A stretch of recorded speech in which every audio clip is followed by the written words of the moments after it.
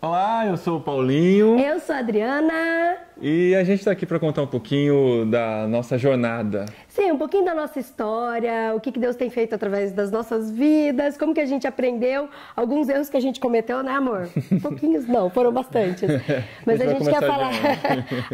a gente podia começar do começo, né? Vamos lá, no princípio criou Deus, os céus e a terra. Não tão no começo. Então, eu sou a Adriana e eu sempre tive uma vontade muito grande de descobrir minha vocação, de saber para que eu fui feita, qual que era a vontade de Deus para minha vida, porque eu sempre pensei, não, Deus me fez falante, me fez gesticulante por conta de alguma coisa, né? Deus deve pensar assim, deve ter me criado para algum projeto, então eu sempre tive essa busca muito grande. E é engraçado que a primeira vez que eu ouvi falar de vocação foi na época do vestibular. Isso é verdade. E aí eu fiz o teste vocacional. Teste vocacional, exatamente. Fiz teste vocacional e deu para comunicação. Pois é. E eu fui fazer faculdade de farmácia. Obviamente, né? Tava tudo lá. E eu fui fazer ciência da computação, por quê? Porque eu pensava que as máquinas iriam substituir os humanos, menos quem programasse as máquinas. E aí ele quis ficar rico, né? Lógico. Claro, porque ganhar dinheiro com se isso. as máquinas que iriam sobrar, ele dominando as máquinas, todo mundo iria atrás dele. Até elas se revoltarem contra a gente tinha uma sobrevida aí. Ou até você descobrir que, na verdade, as máquinas é que vão dominar a gente, né? E não a gente elas. Mas é interessante porque eu fiz toda a faculdade de farmácia, sou farmacêutica, eu gosto muito de ser farmacêutica, trabalhei um pouco na minha área, mas eu descobri que o que eu mais gostava no balcão da farmácia era bater papo com o pessoal, era gerenciar planejamentos, processos e cuidar de pessoas. E na parte da farmácia mesmo, medicamento, exame... Fazer contas de quantas gotas tem no ml. Gente, isso era tão ruim, mas tão ruim. E eu fiz pós-graduação em cosmético. E quando eu fiz pós-graduação em cosmético, todo mundo falava, vamos para a prática do laboratório. Eu era aquela, posso fazer o relatório? Ou eu posso fazer o planejamento do projeto? Porque a mão na massa mesmo eu não gostei. É, o braço curto. Não é o braço curto. Não, é porque eu gostava de gerenciar pessoas, de fazer gestão de pessoas. Não, eu era ruim mesmo, gente, vou confessar aqui. Esse negócio de mexer, eu sou desastrada, eu derrubo as coisas, é uma tristeza. Daí eu falei, não, eu acho que devo fazer outra coisa. E foi quando eu conheci esse rapazinho aqui. Então o que eu faço hoje tem muito a ver com o amor que eu sinto pelo Paulinho. Esse rapazinho aqui. Que esse rapazinho que não é mais rapazinho, porque já passou, né? Eu já fui um rapazinho, inclusive, nessa época de prestar vestibular. Já foi. Eu era o chamado... Qual que é a palavra que não ofende? O nerd. O nerd não ofende. Tá bom. Eu era o nerd da época, era o cabeção. O cabeção era meu apelido, inclusive, da escola. Um chassizinho de grilo, uma cabeça desse tamanho. E eu era muito bom aluno no ensino médio. Aí, na hora de prestar vestibular, eu falei, e aí, onde que eu me encaixo melhor? Fazia muito bem datilografia. Tem gente que tá vendo a gente que não tem noção do que é datilografia.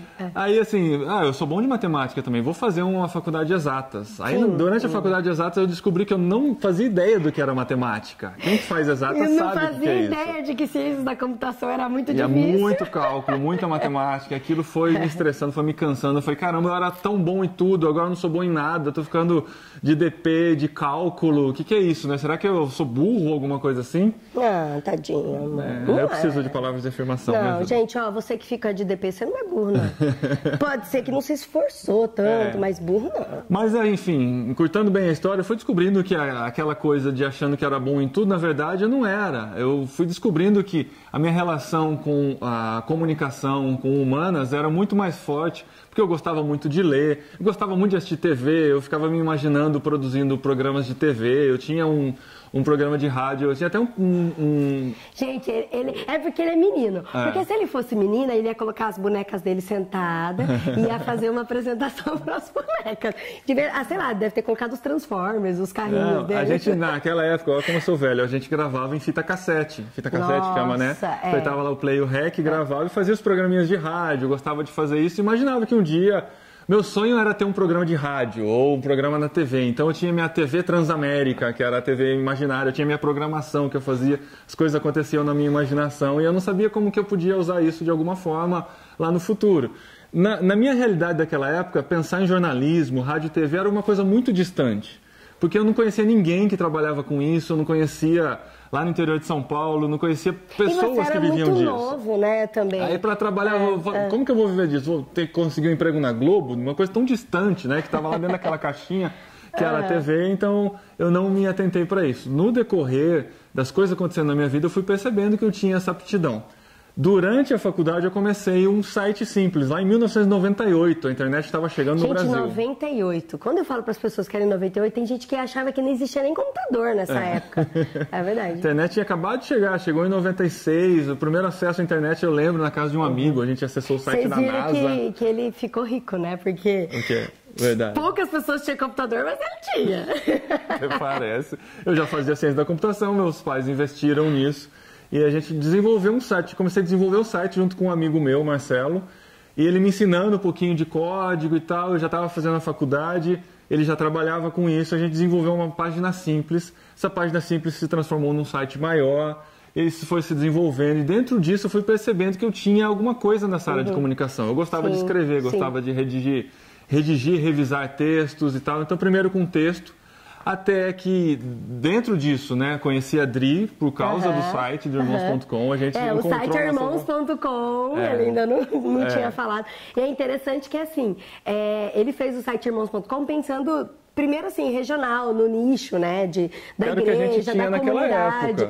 E uma coisa muito louca que a gente percebeu que os acessos, percebeu que os acessos eram da maioria de fora, né, amor? Vinha de muitos lugares diferentes. Como assim? Eu fiz o site para minha igreja, de repente gente do Rio de Janeiro tá acessando, gente do Espírito Santo tá acessando. Até que a gente começou a ver gente dos Estados Unidos, do Japão. O dia que eu recebi um e-mail do Japão, eu falei, caramba, esse negócio tem um potencial inacreditável. Muito legal. E aí aí ele pensou, né, nossa, mas por que, né, não globalizar isso, né? No sentido de não fazer o conteúdo pensando só na minha igreja, mas que esse conteúdo é interessante para as pessoas que estão vendo de tudo quanto é lugar, né? E aí foi muito legal, né? E depois de 4 anos, na sala de bate-papo que a gente desenvolveu lá, conheci essa rapariga, meu Deus do céu. Você falou rapazinho? Qual que é a rapazinha? Rapazinha não, essa mocinha pode ser. Essa mocinha, essa princesa aqui. E nós começamos a namorar à distância, nos casamos e juntamos nessa ideia. A princípio, eu trabalhando como programadora, ela como farmacêutica. E eu como farmacêutica. E aí que a minha história se conecta com a dele e a minha história também se conecta com a comunicação. Porque aí eu percebi que, assim, ele é um cara que pensa muito na comunicação, faz muitas coisas técnicas que é muito boa, e eu acabava fazendo os contatos, assim, o pessoal, eu quero mandar um artigo, editoras conversavam com a gente, eu falava, não, deixa que essa parte eu te alivio. Comecei a responder e-mail, fazer contatos e tal. Falei, não, eu acho que eu sou mais uma pessoa que gosta de fazer isso, né? De cuidar de pessoas. As relações públicas da relação. Aí dentro disso, dentro de irmãos.com, a gente já casado, podcast estava chegando no Brasil. Hoje todo mundo já ouviu falar de podcast, mas em 2006 ninguém sabia o que era isso. Na verdade, até o ano passado ninguém sabia o que era isso praticamente. Em 2006 a gente começou a perceber que dava para fazer esse tal de podcast. A gente consegue gravar aqui em casa, a gente tem um site, dá para disponibilizar lá, já tem como colocar no iTunes, aquela coisa. Naquela época você não tinha smartphone ainda, em 2005, então as pessoas ou assistiam na frente do computador, ouviam ou tinha na frente do computador. Né, ou tinha que ter um iPod ou um MP3 player, aquele USB que você colocava lá, jogava os arquivos para poder ouvir em outro lugar. Hoje nós somos o podcast mais antigo do Brasil em atividade. Em atividade, é muito legal. Alguns começaram antes, que não existem mais. E a gente está aí há tantos anos produzindo esse conteúdo. Perto de 400 programas nós temos disponíveis lá, onde a gente conversa sobre isso que a gente está fazendo aqui. Isso, e aí aconteceu mais uma outra coisa, porque o nosso podcast, ele começou aí, a gente era casado e tal, e aí a nossa paixão pela comunicação foi cada vez assim mais refinando.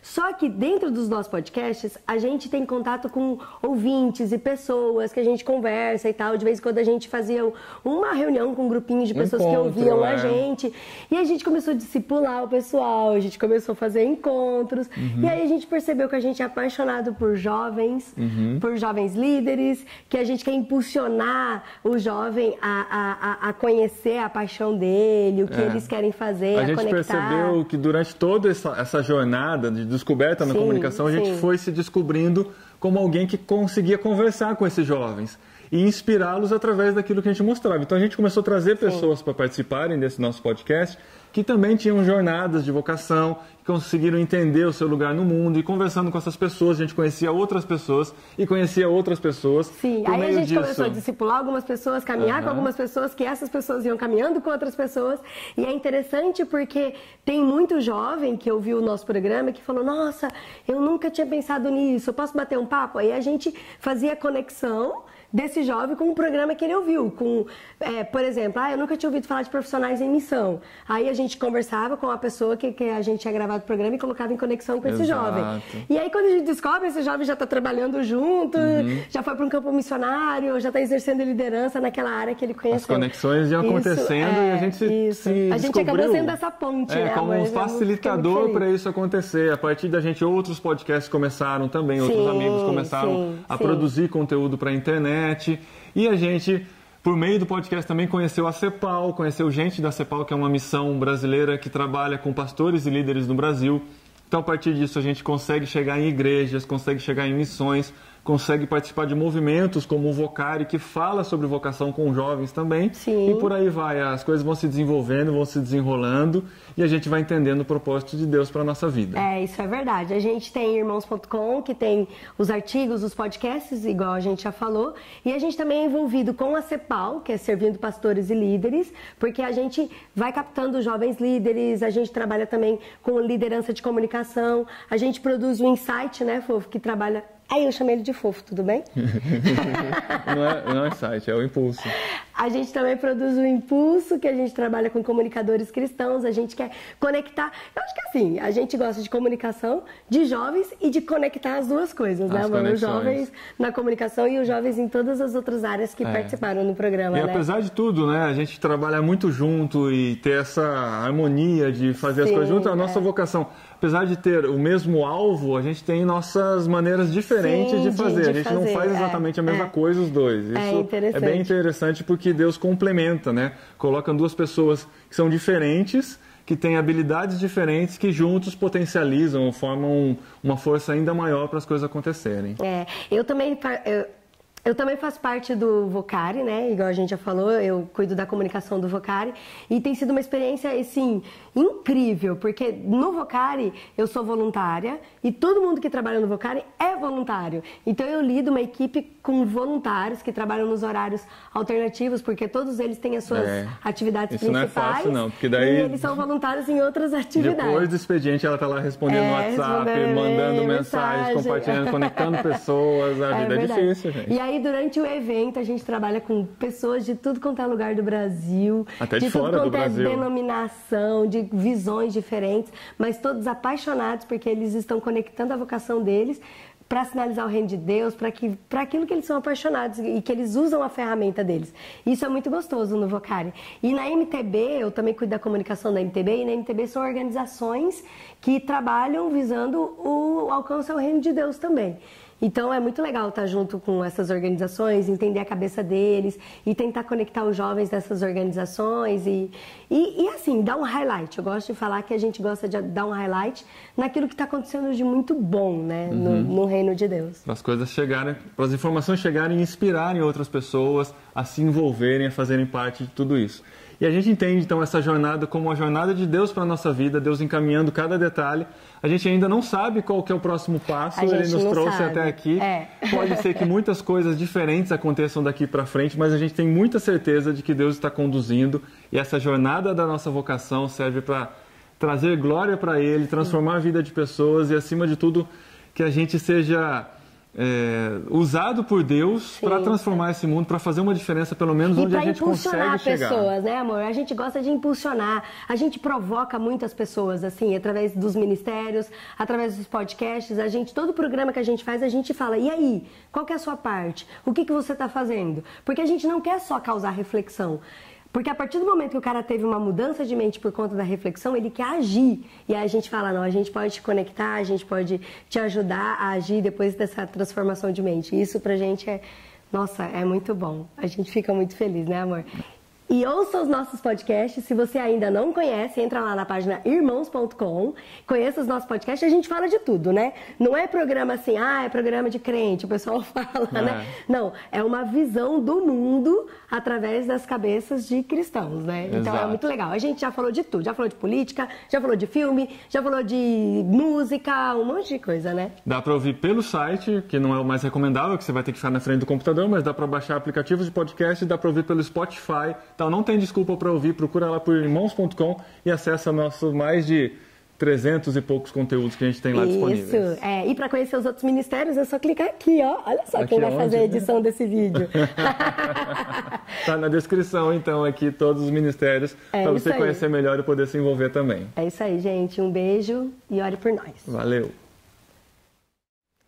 Uma coisa que eu queria falar para você que está tentando descobrir sua vocação, está tentando descobrir seu lugar no mundo, para mim foi uma coisa assim, depois que eu comecei a conversar com pessoas, que eu comecei a conhecer lugares, conhecer movimentos, conhecer missões, conhecer o reino de Deus, aquilo foi me tocando muito, sabe? Eu falei, não, eu acho que eu posso ser útil ali, posso ser útil do outro lado, eu sou apaixonada por isso, eu sou apaixonada por aquilo, mas assim, tem que tomar muito cuidado, porque uma coisa que a gente tem que sempre ouvir é o nosso coração e a nossa conexão com Deus, a nossa ligação, a nossa oração, porque assim, o mais importante não é aonde eu posso estar, pela minha vontade, pela minha paixão, mas como que eu posso servir Deus deixando Ele me usar.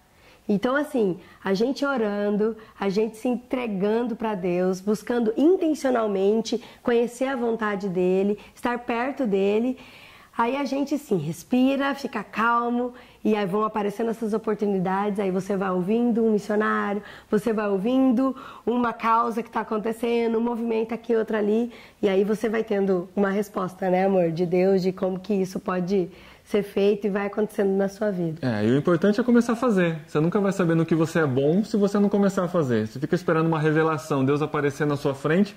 Às vezes tem uma necessidade na sua frente que você não está vendo, que foi Deus que colocou lá. Eu lembro muito de Neemias. Deus não apareceu para Neemias e falou, olha só, a cidade está derrubada lá de Jerusalém, os muros estão quebrados, está pegando fogo. Sim. Ele simplesmente recebeu uma carta, ficou sabendo que aquilo estava daquele jeito, e foi para lá para se colocar na brecha e resolver aquela situação. Sim. Ele não precisou de uma luz em cima dele mostrando a voz de Deus falando, era simplesmente uma necessidade que ele viu. Então veja as necessidades que estão diante de você e comece a atender, que Deus vai mostrando onde você pode se envolver mais, onde não vale a pena se envolver mais, porque já tem gente fazendo, e Deus vai mostrando aos poucos, com certeza.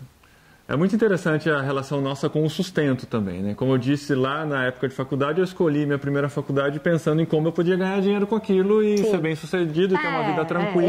Eu também. Quando eu escolhi farmácia, é porque meu sonho era que eu queria um nome na minha caixinha lá de farmacêutico. Na caixinha de remédio, o farmacêutico é responsável. Eu não sei se você sabe, mas toda caixinha de remédio tem o nome do farmacêutico. Procura lá. Aí. Não vai ter o nome dela. Não vai ter. Sabe por quê? Porque Deus mudou os planos. Deus tinha um plano muito mais específico do que a gente.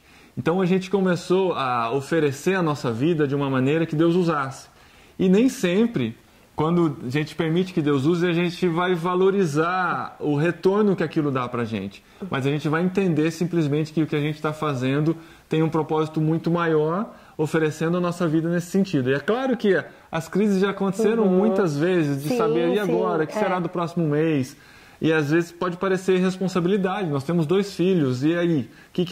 Como que a gente vai se virar? Não tem um plano para o mês que vem? E se o sustento não entrar, o que vai acontecer? Mas a gente já aprendeu a confiar tanto. A gente confia e a gente tenta ser sensível ao máximo à voz de Deus.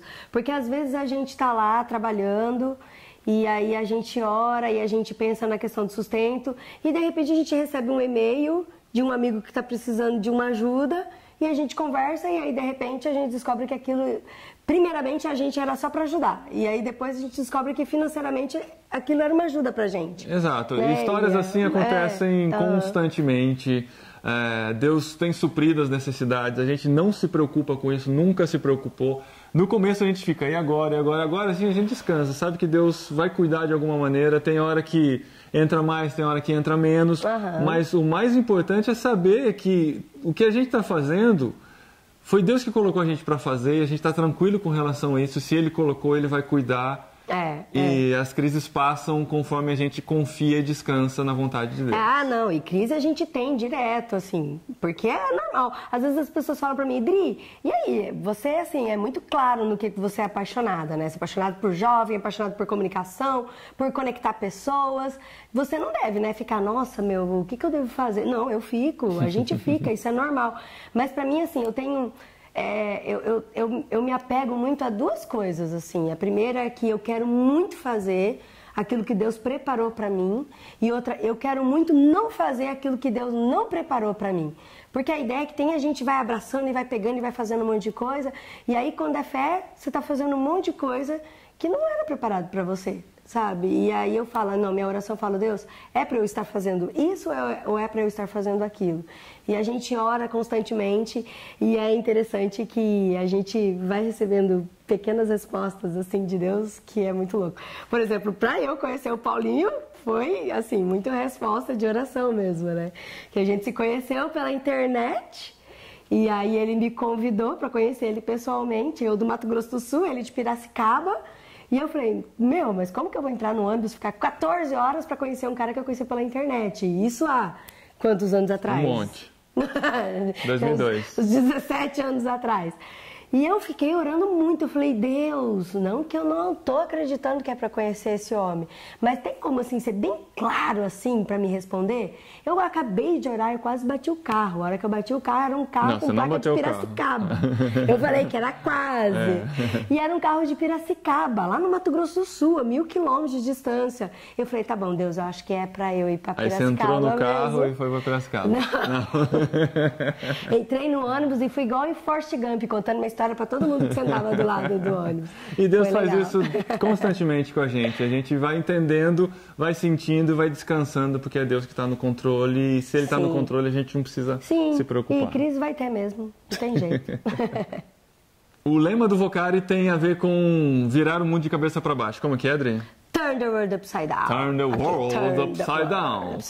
Vire o seu mundo de cabeça para baixo. O nosso convite é que você entenda qual é o mundo que você consegue transformar. A gente não precisa imaginar ou ter a pretensão de que a gente vai conseguir transformar o mundo inteiro, mas Deus coloca um cosmos diante da gente. Ele coloca um espaço, um lugar onde a gente consegue alcançar para transformar esse lugar. Tente descobrir qual é esse lugar, qual é esse ambiente que você pode ser usado por Deus para transformar.